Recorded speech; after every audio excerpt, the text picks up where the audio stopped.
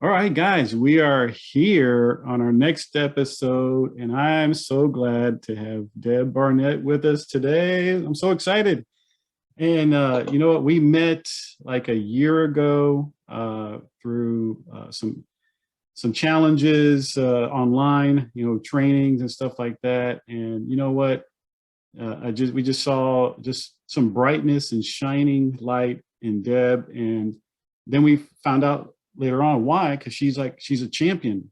She is just a champ, not just a champion as an Olympian or a medalist, but she's a champion in her character, champion and how she loves people and how she wants to equip people and grow people. But let me go ahead and just introduce her real quick and do a short bio and bring her on. Deb Barnett is the founder and CEO of Discover the Olympian Within. I love that. For the past 3.5 decades, she used her personal athletic adventures, her master's in sports psychology to coach, teach, and to speak to athletes of all ages, levels of competition, and across multiple sports. Deb has the unique experience of having both competed and coached at the international level, plus involvement in sport associations in 4 different countries and 2 different hemispheres, Canada and Australia, with over a decade as an athlete, elite athlete, including 2 Olympic Games, 3 World Cup tournaments, plus her multifaceted understanding of team environments. Deb is a tremendous asset for any athlete, coach, sporting organization. I would even say any organization because of her skill sets. Deb is passionate and determined to help athletes, coaches take their game to the next level. This shines through her work and the enthusiastic, encouraging, and empowering way she coaches and presents. Deb, thank you for coming on. You're so awesome. Thanks Thank you for having me. I'm so excited to be here, Joe. Yes, and thank you for getting up so early in the morning. You told me you're at 6 in the morning in Australia, and I was like, "Whoa, okay, well, you know what? What a way to start the day." So Deb, you've done all of this. You've coached people. You've been at the Olympics. You've been in World Cup tournaments. And like I said before, it's like, how does somebody wake up one day and say, you know what, I'm gonna be an Olympic athlete, and I'm gonna go and compete. Can you give us a little background about how you began? Yeah, for sure. Well, I'm Canadian born and raised, and sort of in a nutshell, I'm Canadian born and raised. I married an American. We had a boy in Canada. We had a boy in the United States, and then we moved to New Zealand for a little bit and Australia now for the last 9 years. So our boys have actually been in the Southern Hemisphere more than they've been in the Northern Hemisphere. So that's kind of a big thing. So I've moved myself over 14 times, not in the military. So my parents were young. They started having a family with me while in high school, and we moved around small town Canada, primarily Western Canada. And so I was the new kid in town always. New kid at school, new kid on the block, right? And like everyone else knew your name, but you had to figure out everybody else's name. You're trying to figure out, one, who am I, let alone who are all these other people? And I was told numerous times by my relatives that I came out of my mother's womb running, and I just never stopped. And so my gifting, one of the things that God gave me was a talent and gifting for movement. And as I did, that was athleticism. And so for me, the way I found to fit in when I got places was on the playground, in the sport fields, ice arenas, and in the gymnasium. So I would go, and I loved to compete. And I really enjoyed competing against older kids because that was more of a challenge. And my memory is it was mostly playing boys. And so beating boys was fun for me. And I mean, whatever team was practicing, whether it was men's, women's, kids, I was out there, and that I lived for, recess time and phys ed class and the sports after schools and anything on the weekends. So that was my way to fit in. Now, having said that, physically very gifted. Now, if you look at my mental, emotional maturity and spiritual maturity at that point, not so good. I was a poor loser.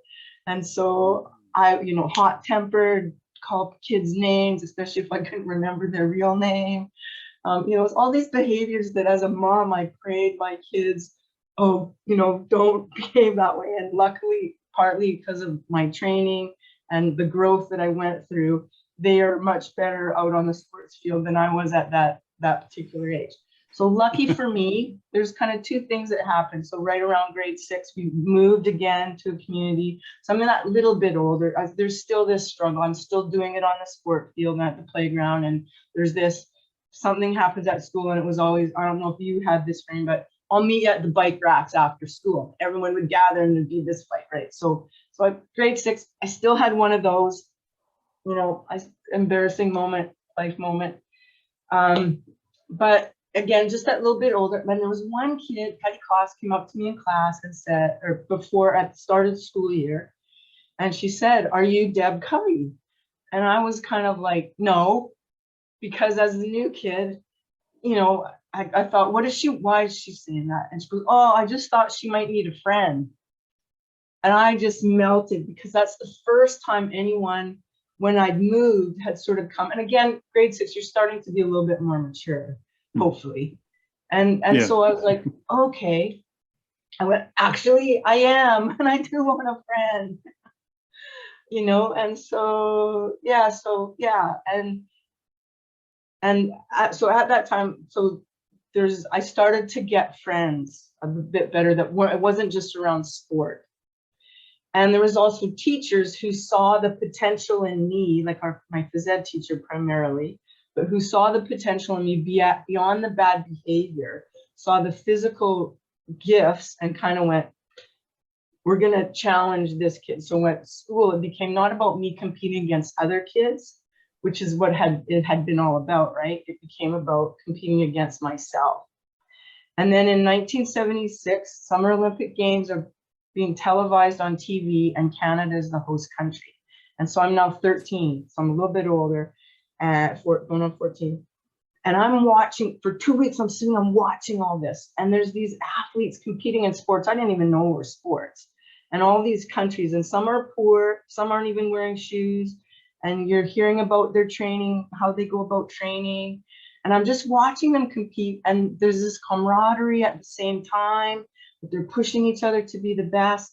And like, other kids, they talk about stuff that they were seeing. But for me, there was all of a sudden, my idea of sport went from being this little pea pod in small communities and what you do for sport.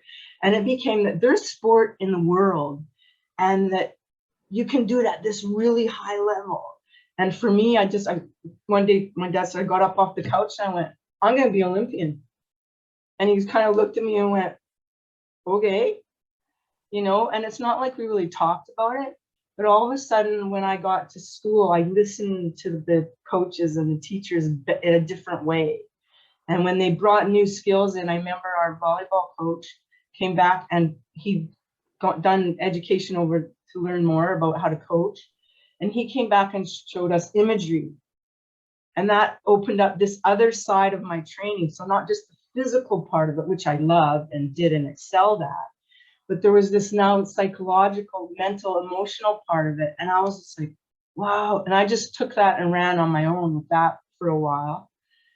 And then, so in 1976, I got that Olympic dream, right?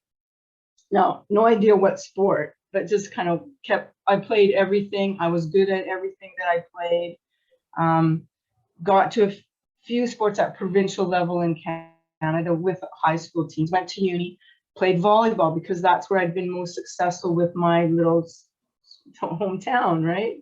And I get there, and so I'm 5'3", playing volleyball with people that are kind of 5'10" to 6'1" on average. Like the next person to me was a 5'6", but then the next was, 5'10". So it was kind of like, this big gap. Played very well. In my third year, I was female athlete of the year for the whole university. And so I was looking at trying out for the national team because that's the next progression, right? So you were athlete of the year in volleyball? Yeah. At 5'3"? Yeah. That's something that's something I want to highlight real quick.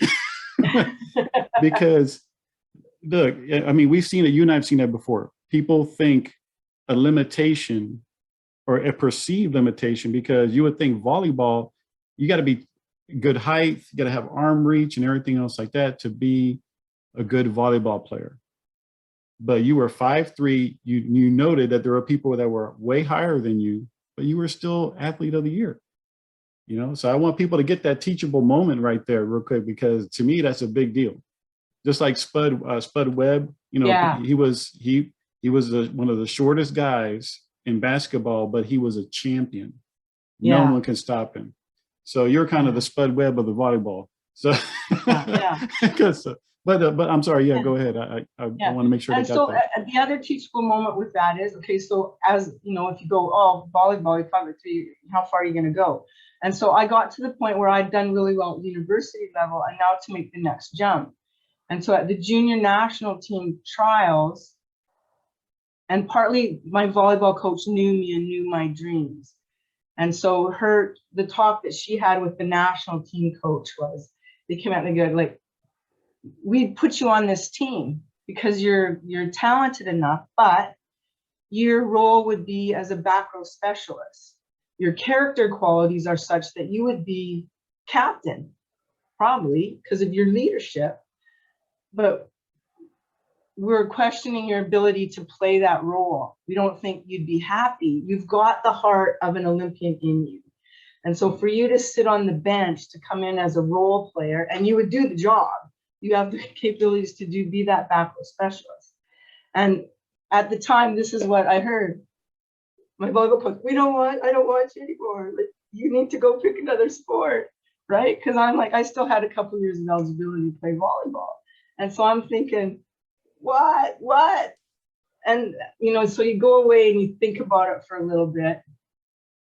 And I had done a little bit of field hockey as cross training, because as a Canadian, you grew up with stick skills because you play ice hockey from the time you're 2, right? All right. So I already had the stick skills and I shot right-handed. And so as a cross training for volleyball in the winter, I played some indoor hockey and loved it because, you know, I love any sport. And without kind of knowing, I don't know that I knew how good I was at that point at that. But Therese had talked to the field hockey coach and said, how is she at field hockey? Because this kid should be playing a higher level. We just got to get her in the right sport. And so that's when, with discussion with them, was that then that started the next season of uni, I played field hockey. So that was 1983. So I played that season. So September through October, we played, and into November, I played field hockey. The coach arranged for us to have the national coach come in and run a Christmas camp to kind of look at the talent in Alberta. And then when that camp was over, the coach invited me to a training camp. National coach invited me to a training camp in Eastern Canada as they were preparing for the Olympic Games, 1984 Olympic Games. And she said, you're 20 already, 21. You've got some talent. If you're going to make the team, we need to we want to test you now and figure out, are you the real deal? Mm-hmm. And so I was in, I'm all in. So I went to that 3 weeks of training with them. I just had the time of my life. And I mean, that's not straightforward. I'm coming in. These are a squad of kids trying to make the Olympic team, and they've been doing it for a long time. I've been doing it for 4 months, you know, kind of thing, playing outdoor game. And so, you know, there's some things that come along with that and being able to handle that. But at the end of that, I remember sitting down with the coach coming in sort of your exit meeting and going, I had so much fun at this. Thank you so much for the experience. I hope that you felt that it was worthy of your time. And she said, well, here's how worthy of my time I feel it is. And she handed me a piece of paper. And I was one of 3 kids named to the backup squad for the 1984 Olympic team. Whoa. So that April, I got to go away with the team to do some pre-training in LA. Everyone stayed healthy, so I got to watch things from home. But then after that point, from that point on, I made this senior team, and I played through till 1994 World Cup.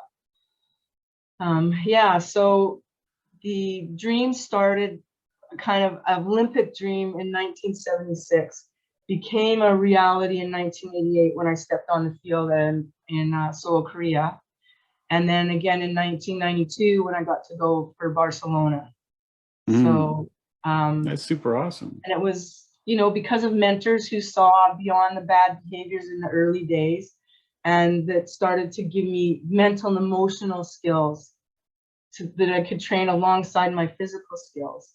And then, you know, after I got done playing, I got into elite coaching with our junior national program, our provincial program, both the elite programs there, which are kind of like, you know, similar to the States. Canada's similar to the States. Over here, it's kind of like their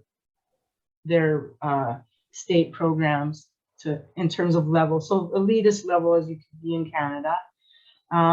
And then got married, had kids, and started coaching all the grassroots stuff. And I mean, even while as a player in Canada, I was always involved coaching a younger age team. And then I was provincial program coordinator for a bit. So involved any hockey that was field hockey that was happening in Alberta, I was some way involved in it.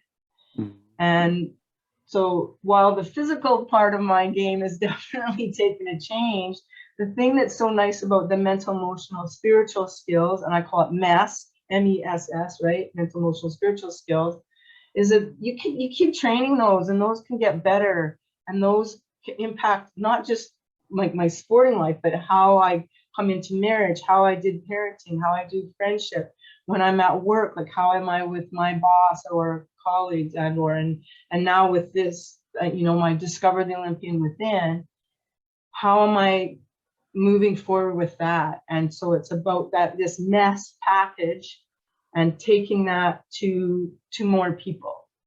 Wow. And one of the things, man, there's so many gold nuggets out of what you've just told us.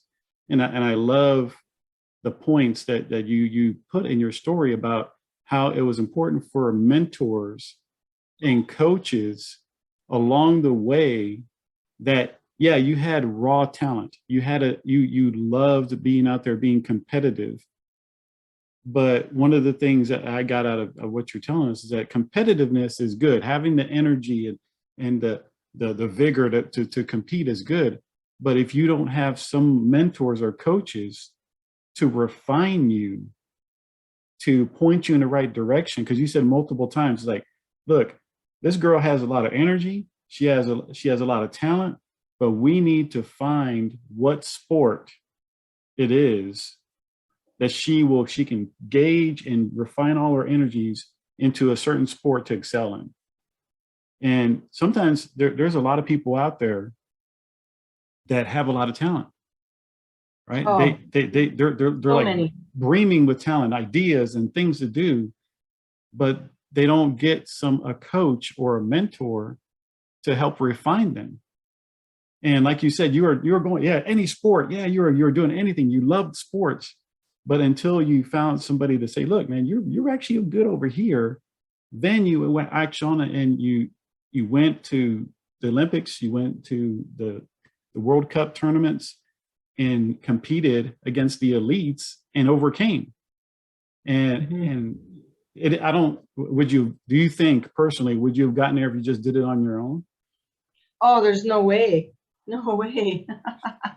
Especially because I wasn't, you know, when I think back to that emotional, reactive kid in a competition, and I remember a basketball coach, because I was seeing red, like I forget, the kid fouled me or something, and the coach just came over and grabbed me and made me look him in the eye, because he's trying to, and I'm like fuming, right? And I'm gonna go get the ball, I'm gonna get it, and I'm not thinking about teammates, I'm not thinking about anything, and he just goes, you just need to calm down, and I need you to focus on your job.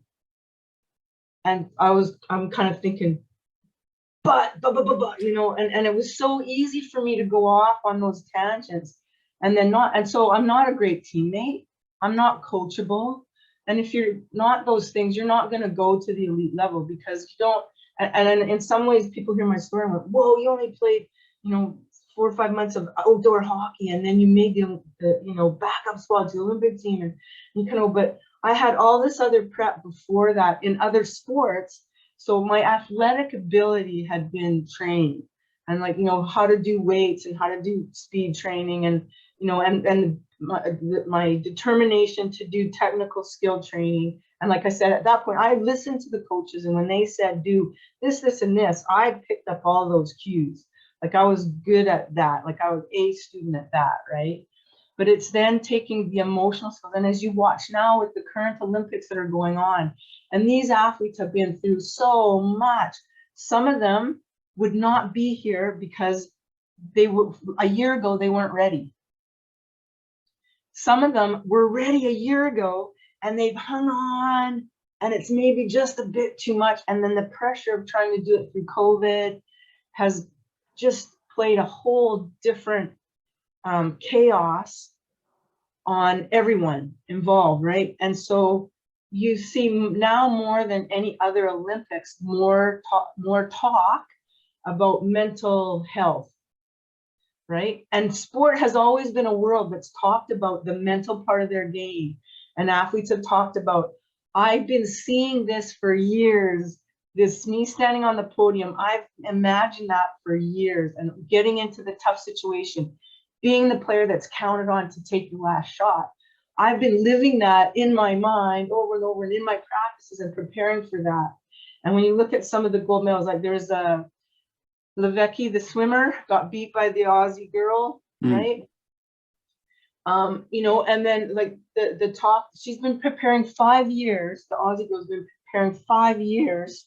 A year ago, she wouldn't have been ready to do that race. Wow. She needed this extra year, but she's been preparing for 5 years to do that race.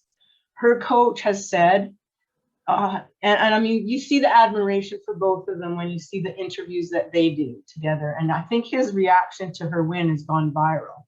So you see the emotion, and you can't tell when you see that out of context, you can't tell if it was a good thing that happened or a bad thing that happened from his reaction, right? Because he actually kind of looks quite angry as he's going along, and the little lady's trying to corral him. But there's that much emotion. Like we talk about how important it is to acknowledge your emotions and be able to express them in proper ways, and then kind of go, okay, I'm feeling this, and kind of not as a form of judgment, just but this is how I'm feeling. I'm quite depressed right now, or I'm feeling like the Biles, one of her things is, I'm feeling the weight of the world on her shoulders, right? And she's a little, very strong, but she's a little, and she's one person. And to kind of go, oh, honey, I feel so bad that you feel the weight of the world in taking all of that on, when you're at your best, you're just doing something that you love. Like I've never led with, I'm a two-time Olympian, blah, blah, blah. And so, I mean, we were in Australia for years before lots of people realized, like they knew, like they all wanted me to coach. And I want you to coach my kids. Like, I got lots of, oh, you can coach. And yeah. But, and then they'd sort of find out that I was going to go, oh, it all makes sense now. Because I didn't lead with that. That's not kind of, and people, and even when I hear people read my bio and you're going, oh, that sounds really cool. And then, oh, that's me.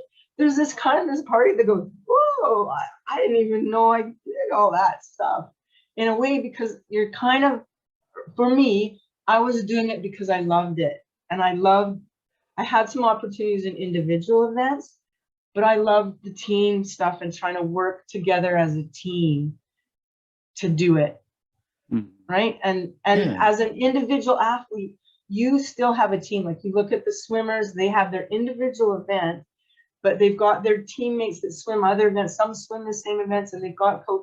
So you still have a team around you. When you look at marriage, it's a team. When you go to have kids, it's team stuff. You go to work, you're in a team, and they may not call them that as a team. It might be a work group or whatever, but it's in essence that you're trying to put together a team and go towards, same goals. As a family, my husband's goals were one thing. So how do I support him with his work?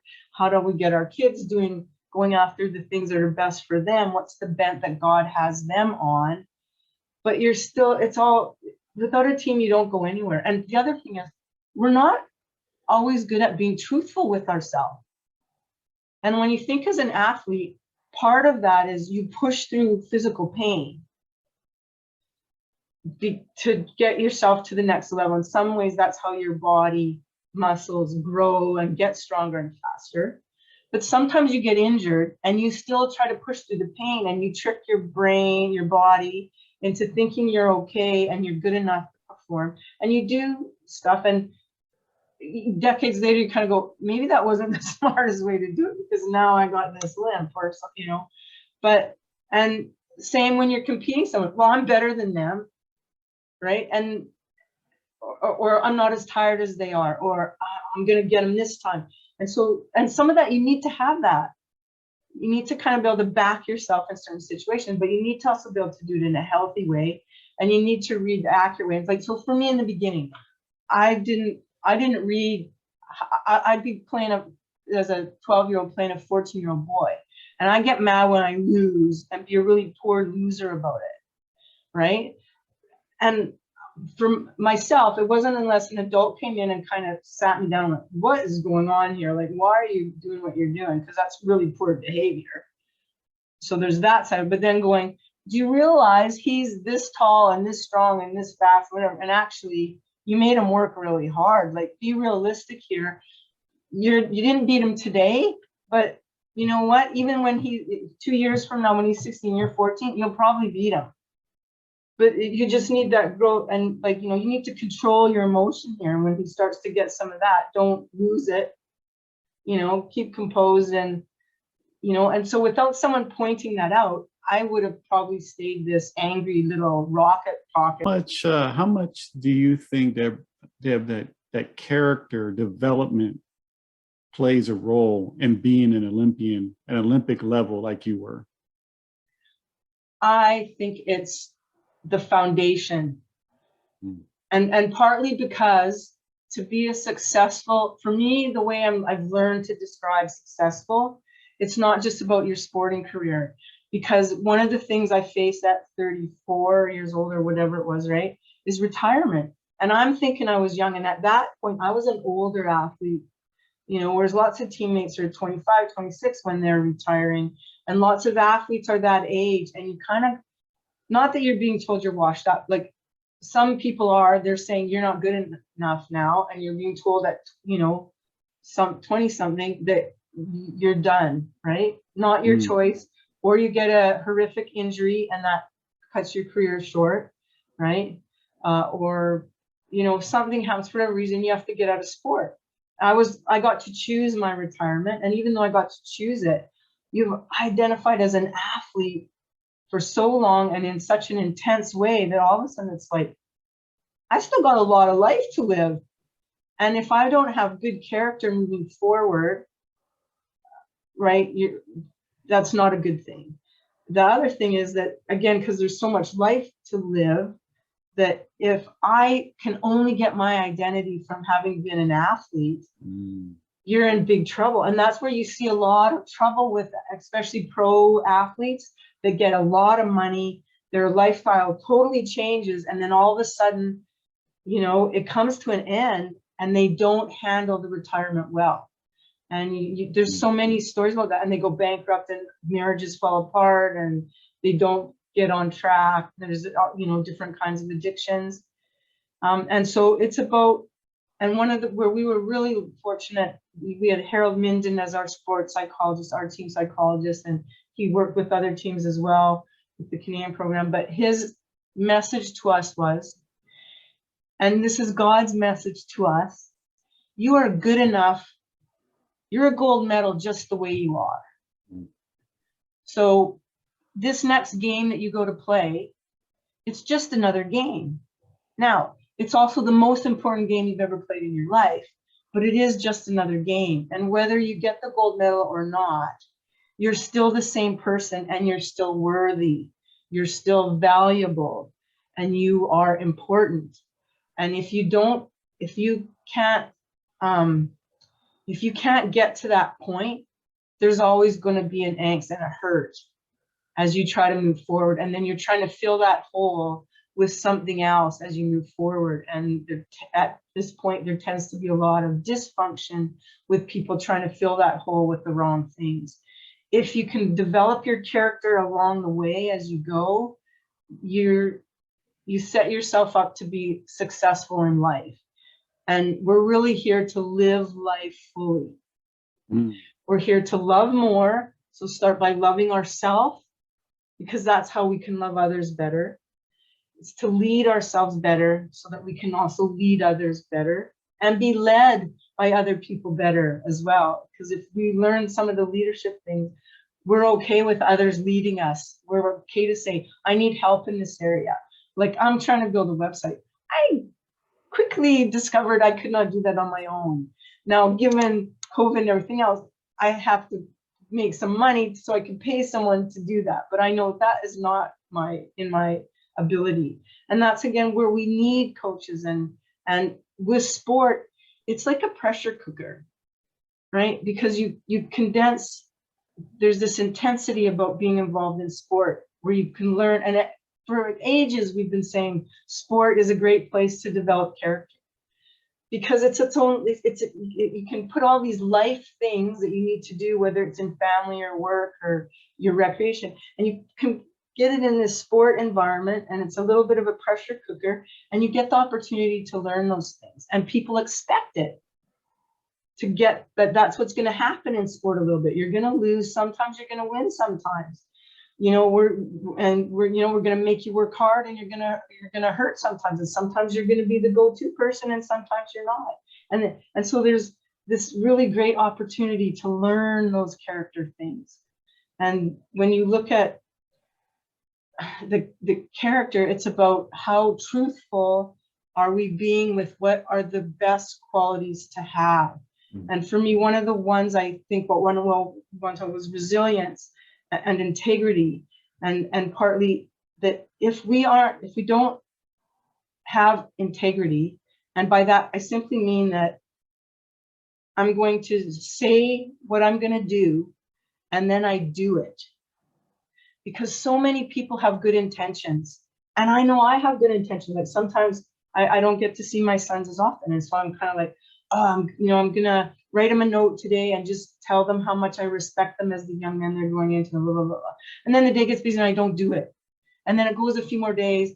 That's a really great intention, but then they feel like I haven't talked to them for a week. Like, why haven't you talked? Like, are you thinking of, right? So if I don't take that intention and put it into action, and for me, that's integrity, and being integral with ourselves, to go, like, for me to go, oh, I'm not depressed in this moment. But if I am, my subconscious knows I'm lying, right? And so it sees that little lie, and it's to be true to myself and be truthful to myself, so that I have integrity within, because then that's when I can share it. So again, the things that I'm talking about developing, and to be resilient, we have to know that we can do hard things. And the only way we can do hard things is to take our intention and say, people say, I'm going to start this business, or I'm going to lose weight this year. And so we start with this great intention, but then we don't do and sometimes we say hard work. And I think that we say hard work because what we do is we set the goal too big in the beginning. Because as humans, we've got this thing about, we predict more what we can do in the short term. Like, we think that we can do more in the short term than we really can. But then we cut ourselves short of what we can accomplish in the long term. If I'd have said, I'm going to be an Olympian, and I'd expected to make it by the 1980 Olympics, there is no way. But because I had time to develop and grow and learn a lot of things and find the right coaches, and develop some of the right character qualities to become a team captain, because that wouldn't have been me. They would have voted me team captain at 10 because I'd have beat them up if they didn't, not because I should have been the captain, right? But then I became team captain in school and stuff because I was earning that right. I'd earned their trust. I'd earned their respect. I was doing the work myself. I never asked of teammates, them to do anything that I wasn't doing. You know, I noticed when people's birthdays were, you know, I cared about them as people first and as teammates first. And then we just dealt with the wins and losses as they came, you know, and as we went through puberty together and, you know, all the hormonal things all together, we just became sisters, and sport became such a fun thing. And so as my character became a character with integrity, then I was capable of being a captain and being a good captain. But without that, I would have been less and I would have done less. And so I would have gone not as far. But it's all about character. And that's where I feel for these generations, that, you know, the generations that we're bringing up now, and where my heart is to, you know, instill in them, number one, you're valued just where you are at right now. And that value isn't going to change no matter how we change your external bits. We want to change those because I see more for you, but that integral value is there, and God's put that in there, and he's got certain ways he wants that filled. She said a lot of good nuggets in there, and one of them, like, if you want to be like a team captain, she said something very important, is making sure that your team knows that you value them. Even though her teammates were like, look, I wouldn't want to compete against you, Deb. But they were glad she was on the team. Well, they were glad she was on the team because she made them feel good to be part of the team. That takes some skills in and of itself. For me personally, I had to learn those things growing up because I was Mr. Lone Wolf and everything else like that. And then I wonder why people wouldn't gravitate toward me to be like in leadership. But when someone started showing me, i.e. a mentor and a coach, like, hey, you know, make sure you recognize this, make sure you recognize that, ask for their help and assistance. Hey, show them like appreciation. Like when they do something great, you recognize it. Even though you're a part of the same team, you're developing a relationship. You're developing value between each other. And guess what? That builds cohesiveness. But I really wanted to, before we end the program today, can you tell us a little bit more about discovering the Olympian within, and what that's all about, and how our folks can be a part of what you're doing in it? Oh yeah, sure. I suppose the biggest thing for me about Discover the Olympian Within, I've tried to keep it simple, because as humans, we're quite complex and life throws all this stuff at us, right? So my basic formula is A plus B equals C, where A is about self-awareness, and that we've got to get so that we're truthful, accurate, and complete about who we are. And so I've got a whole package that's around that. But step one, I've got a worksheet and a video that I've prepared for your listeners so that they can sort of get in on that. And it's just a fun way to kind of start to look at who you are. Because I know when I first filled out a worksheet like that back as a young, uni kid and doing it, was like, I was very one-sided. It was all sport things and things related to sport that were on my list of 20 things, right? And so I had no balance. So A is really getting down and nitty gritty into who are you, okay? And then B is MESS, MESS, which stands for mental, emotional, spiritual skills, right? So it's taking that as a package so that it complements any physical training that you're doing. And I know where I'm kind of niching in some ways is young female athletes, but this does work for everybody. So like with messes, but it's looking at sort of the psychological side of your development and pairing it with physical things. Now, if someone was to join up, and you don't have to be on the road to being an Olympian, because some of the things are simply self high fives and little physical motions and what we call triggers, right? Things that help us to trigger things in terms of, but so looking at the mental, emotional, spiritual side of what are those skills. I've identified sort of what I felt are the most important skills in that realm to be developing that equals C. And what I've got to see is the dream, whatever your dream, and dream really with an S for dreams, because again, we're complex people. And yes, I had a dream to be an Olympian, but it wasn't, and after I got there and kind of realized it's not just about that, it's also about other things. And so like with marriage and family and now for me, it's about how can I help this people now with what I've learned and lived through and taught to other people. How can I reach people better and help them to see the value that they have? I want for people to really believe in themselves and know that they don't have to do it alone, that having a team is really the way we're supposed to do it. God wants us to be in fellowship. He wants us to be in teams. We have to know that people have our back. And so that's what I want Discover the Olympian Within to be about, helping you learn about yourself, not in a selfish way, but in a way that then allows you that just through living how you want to live, your overflow is going to touch people. That there's a package of mental, emotional, spiritual skills that everyone is able to train. Every person has an Olympian within them. Their arena may not be sport. It might be fine arts, whether that's art or music or acting or drama, like whatever, or engineering, the science. Everyone's got that person in them. And I want them to have the courage, which is actually a muscle.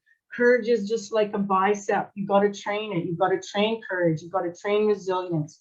You've got to train resourcefulness. And if we can train in those things, right, you're going to develop those muscles and become a more rounded person. So you're going to be able to love more, lead better, and live fully, not just for yourself, but for all those around you. And that's just going to make the world a better place. I love that. I love that. Courage is a muscle and we need to work on it. And it's so true. It is so true. And man, we could talk for about another hour, but I know. Well, if I could bring up a point on that. Yeah. Because one of the things I wanted to make sure is that conversations, it's important to have conversations. And so for you and me, as we share, we might differ a little bit on something, but is that we're willing to share ideas and bounce them back and forth. And in that way, we both grow and it helps us because our learning isn't done. We're never as, like people come, oh, you're 2,000. I have so much to learn. It's like I'm still on a journey. And it's to be able to have conversations, be honest about how you're feeling, where you're at, and what you're trying to do, and be open to the learning that is there, that's able to happen, and that decide ahead of time that the conversation continues. So yeah, we've had this conversation, but I know you and I, we're gonna, behind the scenes, we're gonna do some more talking about leadership, and we're gonna run into people and go, Joe, I'm dealing with this guy in the military. I've not lived that world, but I know you have. And to go, because you talked about being a lone wolf, and like with PTSD, right? So part of that, God wired us so that when we get into strife, where you fight, flight, and now we have freeze, right? Everyone talks about fight and flight. Yeah, okay, but now we're at this point where we've got people and freeze as opposed to do one or the other. But God, and partly why there's PTS in so many things, there's obviously the military. We've seen that, but we're learning with postpartum depression for women with babies that we're seeing it. It's because initially God made our body so that we can react to the stress and we can get away from danger, whether that means we fight or we flight or we freeze, right? But so we haven't dealt with the trauma. We've survived the trauma, but now we're still going to need to deal with it. And that's the way to do it, is conversations, and safe conversations where it's okay to talk about those things. And so, yeah, we've shared some stuff today, and for people to want to, if it if it doesn't exactly fit what you think, you know, be open to talking about it more. Don't just stop the conversation there. There's so much more to be learned. To just keep having those conversations. Know that you have choices. You don't have to totally agree with all the things that I've said, or think, why did you pick these skills as the mental, emotional, and spiritual skills? Why didn't you pick one of that? And so, well, from my experience, if I deal with these first, that puts us way ahead of the game. But yeah, we actually do need to do these other ones too, but just in terms of packaging it so it fits a business model, you can't chunk them all in right now. No, and people right now, the biggest thing that I know that businesses, even in the military, they're now understanding the importance of soft skills. And the soft skills is all the mental skills, the resilience, emotional intelligence. And if we can master those things within ourselves, we become a better asset to whatever organization that we're working with, especially teams, because that actually drives and helps produce better results, whether it's a sales company or a service company or even in athletics. If you can have all the talent in the world, but if you're not mentally squared up in the head, you're only going to go to a certain level of success. Yeah, completely. And that's what I've gotten out of this conversation, is that talent is talent is talent. Even Michael Jordan, you know, he had all the talent in the world, but until he was able to understand the importance of teamwork with Scottie Pippen and the other teammates, then they became champions. Yeah, and that was Phil Jackson coming in and speaking to him and going, here's what has happened. Exactly. Another part for him is he was gifted to a point and hadn't done any very disciplined weight program, strength development program. Finally got to a finals and they lost, and he went, I just wasn't physically strong enough. I was weak. I meant to do the shot and I couldn't get it to the hoop. And then he went out and got another coach to help with his strength program. That's why I love you said to that. learn about himself. Yeah. Because leaders, like we've heard it before with John Maxwell. He says leaders are continual learners. And even he says he's still learning. Yeah. And we think like, oh, he's like the pinnacle. But he's like, look, I'm always learning something new. He's always learning something new from the people that he meets, even from the people that he works with in his own organization, the younger folks, the whippersnappers. Yeah.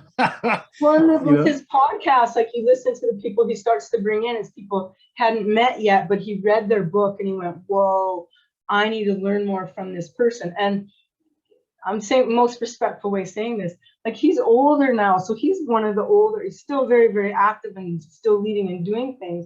But there's not many people that are going to be older than him to feed into him now. And so he's learning, he sees that he can learn from anybody. Yeah. He talks about learning from his great grandkids, so yeah. It makes sense. It makes sense. Back in the day, if I were to hear something like that, oh, I got to continually learn. Why? And that was my immaturity and not understanding that, you know what, learning can be fun. And I had to go through some stuff to actually learn that. And somebody say, look, it's not bad to continue to learn, because as you learn, you grow. And then guess what? As you learn and grow, you can help others. And that's what I love that you're doing, that you have your program to discover the Olympian within, because I would imagine that if this is a true statement, if you had somebody like you come into your life when you were 14 or 15, and to actually hone your talent through coaching, I would imagine you probably went to the Olympics a lot earlier. Yeah, hopefully. I mean, when I think about all that, it's like, that's partly what I know I can help to do, is shorten the time to learn what some of those skills are.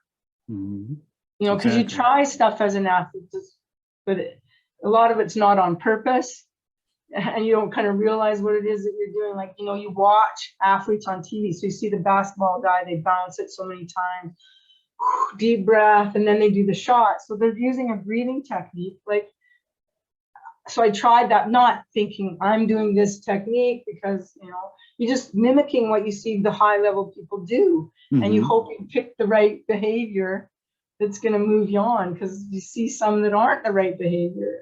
Oh man. And that's why mentors are so important, because they short circuit the length of time it takes you to get to other things, you know. And exactly making the time shorter for the learning curve. And that's why I love coaching. Coaching is a shortcut, but I don't want to use shortcut because sometimes people think shortcuts are bad. But in reality, if you want to get to your level of success or your goal faster, coaches and mentors are the way to go. Yeah. And that's why I have Deb on, because she knows, she's been there, done that, bought the t-shirt and got some medals as well to prove it. And she has success in that arena. And guys, that's why I highly recommend her. And Debbie, before we go, how can they reach out to you to get the video that you were offering for that first part of the A+B+C? Yeah, my email is Deb, so Deb Barnett, Barnett. So it's got the 2 B's in it, DebBarnett at discovertheolympianwithin.com. So that's my email. And then if they just put the code in on Joe on the mic, that's it. And just use that as the code in the email they send back. Because as soon as I have an active website, I will let you know.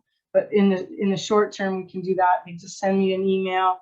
I'll send them the video. So the video just talks through a little bit how to do the worksheet and why we do that worksheet. And then it's got the worksheet. And then if they send that back to me, we'll take the next step. Outstanding. So the email address is Deb Barnett, DebBarnett at discovertheolympianwithin.com. Use the code Joe on the mic, and she'll send you the short video with the worksheet. And guys, I've known her for over a year. Her heart is so towards developing leaders. Now, you just work with athletic people, or can you work with anybody who wants to grow? No, I can work with anybody who wants to grow. Outstanding. So, and before we go, Deb, do you have any last words for the audience before we end the podcast? Well, simple, right? Love more, lead better, live fully. Outstanding. And Deb, thank you again for coming on so early in the morning in Australia. Oh, it's all right now. The sun's up now. Started in the dark, but the sun's up now. No, we're at 4:30, almost 4:30 our time.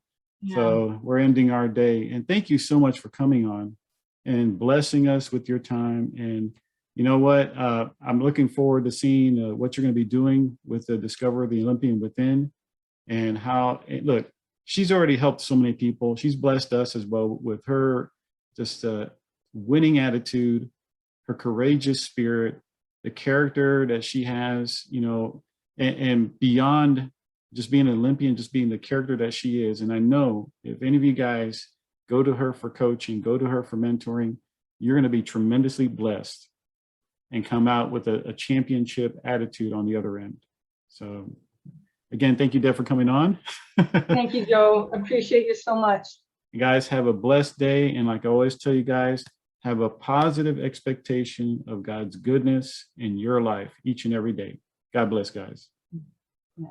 Hey, everybody, don't forget to like and subscribe, comment, send me a DM if you like this episode, and share it with your friends. Again, share it with your friends. This is good leadership stuff that everybody needs to know. Visit my website at joedetrie.com, joedetrie.com, to learn more about me. And if you want a free coaching call, hey, go to my website, sign up for a complimentary coaching call. I'd love to sit down with you and help you figure out how to make 2021 the best year ever. Talk to you later, guys.